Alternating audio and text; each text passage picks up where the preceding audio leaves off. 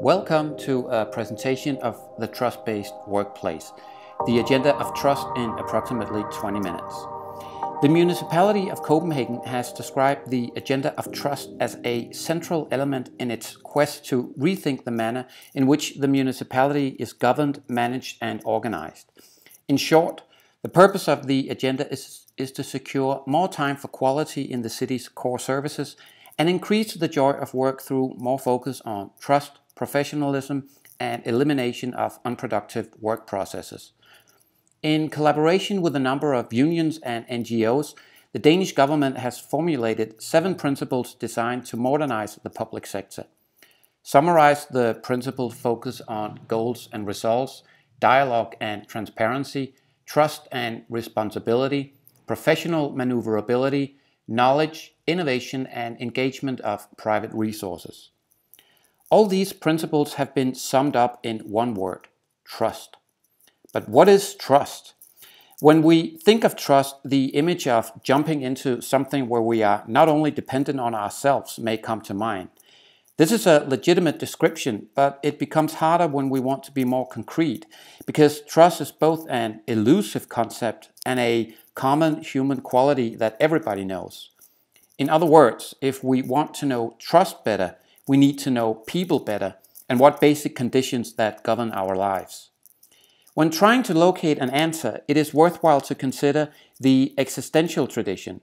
This may sound intimidating, and admittedly, the agenda of trust introduces a very bold and ambitious goal. Existential themes and questions can come across as unapproachable and difficult, and even if one has a good intellectual understanding, the gulf between theory and praxis can be vast. Still, existential thoughts are very well suited to shed new light on the agenda of trust. And in this inspirational presentation, I will introduce the existential tradition. This will take us into many territories that are not usually considered in organizational theory and may trigger both curiosity and rejection. But the goal is not to advance one way of doing things or for the listener to remember details. Quite the opposite. Existentialism emphasizes the importance of different interpretations. The goal, therefore, is merely to ignite the listener's fantasy and hopefully inspire new and self-reflecting questions. So lean back and enjoy the journey. Existentialism. Yes, it sounds intimidating, but the name is simply a fancy term for some general thoughts on life that man has always entertained. A central theme in existentialism is the finality of life and the realization of personal death. This has often led many to believe that the existential tradition is morbid or pessimistic, but this is a great misconception. Existentialism confronts life's inevitable death, yes, but only to emphasize the urgency of life and each human being's responsibility for his or her own life. If we truly want to embrace life, we must act bravely, mature and responsible. And existentialism therefore emphasizes the importance of man's personal responsibility. Man is not merely free, said Sartre, man is doomed to be free. Or as he also phrased it, man is the creature whose project is to become God. By this he meant that the universe is contingent or random. Everything that is could have been created differently. Man alone is responsible for assigning meaning to the world, just like we alone are responsible for our lives. Not just for the things we do, but also for the things we do not do. If we accept this proposition, the agenda of trust becomes part of a much larger project and an open hand to all leaders, employees, citizens, relatives, and politicians to recognize their personal responsibility and in everyday practice create a workplace where all concerned are actively engaged in their community and expressing their humanity. But let's start by looking closer at the basic themes of existentialism, or what has also been called life's ultimate concerns. From birth, man must face 4 ultimate concerns: death, freedom or the responsibility for our choices, man's fundamental loneliness and isolation, and man's search for meaning. Even though we are able to relate to these conditions on an intellectual plane, they produce such anxiety and fear in us that we more or less consciously throughout life develop ways to avoid recognizing them. For instance, we readily admit that we are mortal, but deep within we entertain two arguments that can relieve us from the terror of personal death: the illusion of own specialness and the illusion of an outside savior. Likewise, we can avoid recognizing our personal responsibility by acting enforced, as if we have no free will. We can blame others, or we can devalue the need for a discarded alternative, or enhance the values of a chosen alternative unproportionately, or we can postpone or delegate a decision to an external authority. It should be stressed that while existentialism is strongly focused on personal responsibility, existentialism does not claim that man's happiness and well-being is solely dependent on himself. We all encounter adversarial conditions. Sartre calls it an adversarial coefficient. But while heritage, environment, and circumstance plays a part in our lives, what distinguishes man is his attitude towards his or her situation. This makes the question of meaning a central theme that can give our life and work completely new significance. He who has the answer to why can live with almost any how, or so thought Nietzsche. But for modern man, the answer to why can vanish in the horizon because our instincts don't tell us what to do, and tradition no longer tells us what we should do. Soon, we don't even know what we want to do, and we may end up choosing to do simply what everybody else is doing, or we can try to suppress our feelings of emptiness and lack of meaning. The agenda of trust is therefore also an invitation to promote a meaningful shared quest for a worthy goal, where management and employees can identify targets that are meaningful for the employees and congruent with the priorities of the organization. No matter what interest and help, however, that the organization offers, man's search for meaning is ultimately a subjective experience. All humans must, therefore, themselves consider and investigate how their personal search for meaning can come into play. After this introduction to existentialism, let's look at the joy and meaning of work. When we think of efficiency, we typically think of economic efficiency. It's second nature for us to consider efficiency a decisive economic parameter, whereas meaning is rarely juxtaposed with efficiency. If the regard for economic efficiency is the sole parameter, however, our organizations may turn into impersonal machines that only includes its employees when they contribute to production as human resources. Thus, one may criticize not the importance of the economic perspective, but the priority of economic factors, especially since this may serve counterproductive and reduce efficiency to a simple question of meeting a number of pre-established criteria. Efficiency is more than economic efficiency. Rather, efficiency, or the act of creating, is something that occupies a central place in our minds. Some even claim that the essence of existence is to create. At the same time, it is a widely held belief that self-realization is the ultimate achievement for man. According to the existential tradition, however, man's need for self-realization is not a goal in itself, but a consequence of the need to transcend oneself. What one may call transcendence only occurs when man achieves something that forces him to distance himself from egocentric interest and concentrate his efforts on an authentic being with others in the world. This desire to realize ourselves in close companionship with our fellow men is rooted in our ancient past and ties us together on a deep spiritual plane. Self-realization is therefore closely related to feeling part of a cause that transcends ourselves, but that we can become part of through our personal engagement and creative skills. After considering the joy and meaning of work, let's turn our attention towards a contemporary appreciation of work and the organizational ideal. Most organizational literature and most organizations are practically obsessed with the logic of perfection or the excellence ideal.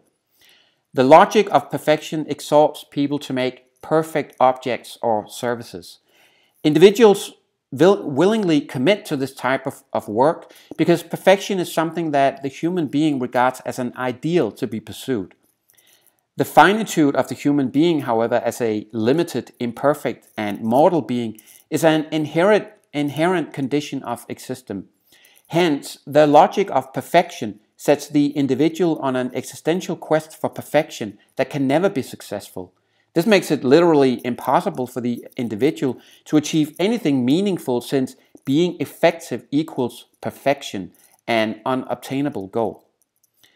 The demand for perfection, however, and being the best is still regarded the ultimate ideal, and since we are considered our own life's entrepreneurs, the demand for perfection is a possibility we must always chase.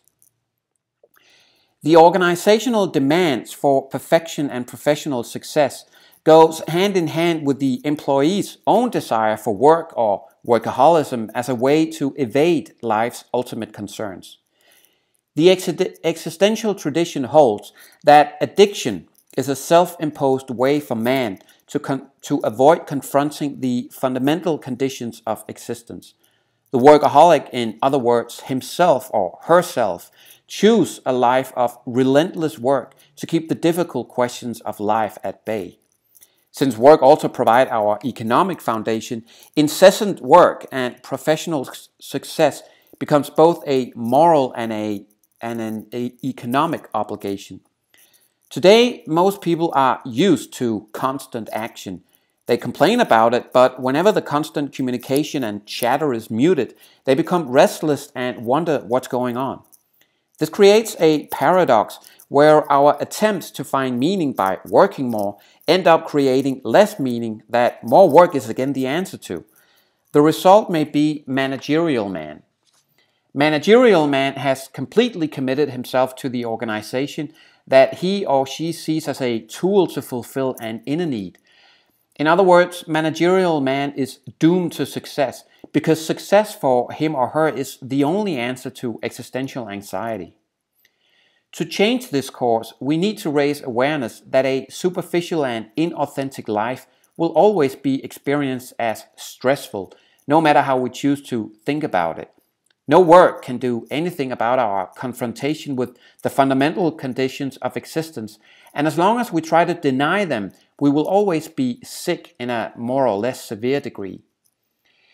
We need a physical change, but if we really want to change matters on a societal level, we also need a mental shift, and we need to be more critical towards the admiration of workaholism.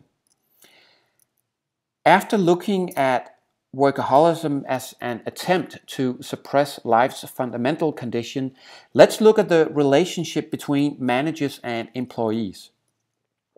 A substantial part of contemporary managerial literature is based on the deeply rooted notion that humankind is blessed with a few exceptional individuals who are the incarnation of the entrepreneurial phenomenon, the creator and manager of organizations of all ilks.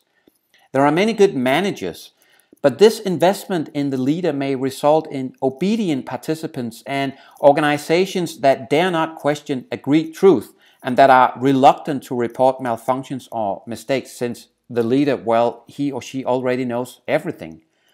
Instead, the culture may be characterized by presumed agreement, avoidance of conflict, consensus-seeking behavior, or anal control systems that annihilates any ability or desire to act authentic, creative, and innovative. The result may be organizations prone to structural diseases and organizational disasters despite ample resources and knowledge. In order to enable the employee's full potential, managers must agree, symbolically and materially, to step down from their pedestals as super people who manage others. Instead, they must try to embody the hero according to Greek mythology. According to Greek mythology, a hero is a person that, at the peril of one's life and on behalf of one's fellow human, perform truly heroic acts while transgressing the taboos that mere mortals cannot transgress, and accepting in full lucidity the idea of one's death.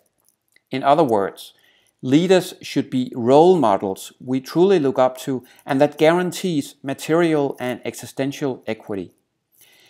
But the employees must also live up to their personal responsibility. They must seize the moment and in everyday practice make the organization a workplace where the employees actively take part in and express their humanity.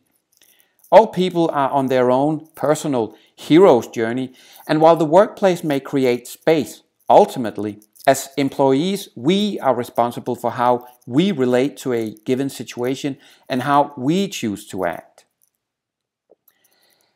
Now, after having considered each employee's personal responsibility and the relationship between management and employees, let's look at what may be called the dark side of organizations. We can think of the dark side of organization as that part of culture that is experienced by the participants as something that should not be part of the culture, as the shameful or shadowy side. It is the part of life that is not acknowledged and that individuals attempt to bar from their conscious awareness. The opposite of the dark side is the light side, or the organizational ideal, that we are happy to talk about at length. The organizational ideal represents a state where all individuals fit perfectly with their task, where they work spontaneously and out of desire, with no inner or outer pressure. Like all ideals, the organizational ideal never materializes, but remains a horizon we always chase.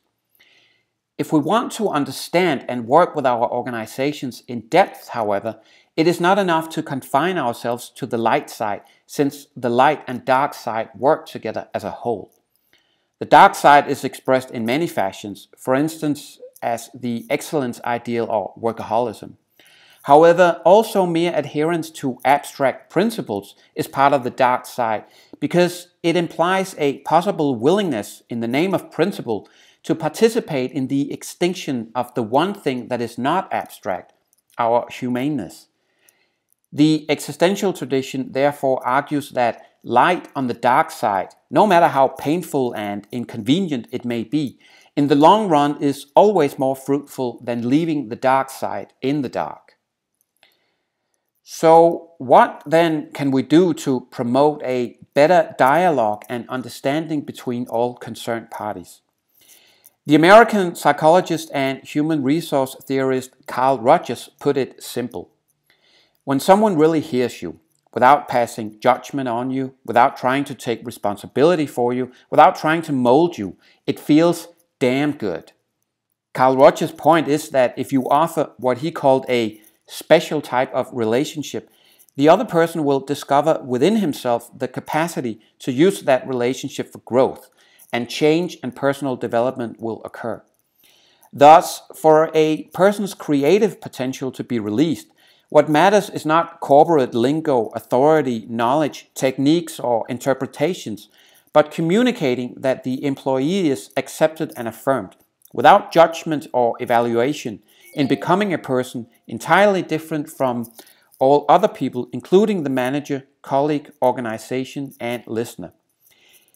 It is the relationship itself that cures, and only by being willing to be oneself in a relationship, by accepting one's own and the other's unique character, and receive the same acceptance, can man discover his creativity and strength for true change. In this connection, one needs to be very aware that active listening presupposes that there is no singular objective reality. There are only interpretations of the world, and active listening therefore demands that one must accept that no two interpretations are completely alike. Thus, for active listening to materialize, the leader and organization must express genuine empathetic understanding, and try to see the employee's reality through the eyes of the employee, open-minded, curious, and without any prejudice. No man can always meet these standards, but the message of the agenda of trust is merely to try and with time become better and better at active listening. All collaboration and management is a live and creative art in action, and not a specific process or method that can be learned and obtained once and for all. Rather, it is a way of being that must be created and recreated throughout life, both on a personal and on a professional level. With this, we've come almost full circle, and after considering potent topics such as trust, transcendence, and active listening, one may be anxious to learn how to apply all these thoughts in everyday practice. Well, let's be honest. The existential perspective does not enable us to formulate a precise working program for the agenda of trust. For such tasks, existentialism is too slippery and feels almost like a wet soap. It slips out of our hands every time we try to grab it, but is very real in terms of the foam it leaves. But if existentialism poses big questions, it is only because life poses big questions, and the message of existentialism and the agenda of trust is therefore for each of us to seize the moment in order to create a workplace where people rather than systems take center stage. This is not necessarily an easy task, and one cannot embark on this journey without mistakes, misunderstandings, injuries, and insecurity along the way. But a courageous confrontation with the fundamental conditions of life and all sides of our organizations enables a far more creative and fruitful dialogue where we can investigate the fundamental why before trying to answer how. In this perspective, the agenda of trust suggests a new type of questions that offers an opportunity to see one's organization and workplace in a much broader perspective and with far more potential. We can, for instance, start by asking, does a specific initiative promote the development of individual responsibility, meaning, and values? What would your workday and workplace look like if they were perfectly congruent with your goals and values? Which working tasks today are not in line with your meaning and values? Which ones are in line, and how can they strengthen one another further? What does the dark side of your organization look like? What task in the organization resembles the excellence ideal? Does the organization recognize the importance of its employees' physical and mental health? Are complex questions sometimes or often reduced to simplified for-against propositions? And where in the organization can active listening be enhanced? These are all examples of trustworthy questions, but it should be stressed that they are exactly that, examples. The decisive question, well, actually the only question of any importance is what questions you want to ask. With those words, we've come full circle. As this presentation reveals, existentialism poses big questions and offers no easy answers. Still, use of the existential tradition can be a goldmine of ideas, meaning, and resources for the courageous man or woman, employee, manager, relative, or politician that wants to investigate the roots of man and apply the wisdom found here in real life. It is my hope this introduction to existentialism may motivate such journey and that the listener's imagination and self-reflection has been engaged. In the end, this is where the only battle of any importance will take place. For now, thank you for your attention and feel free to visit my website for more inspirational presentations on existentialism, the agenda of trust, and organizational theory. Thank you.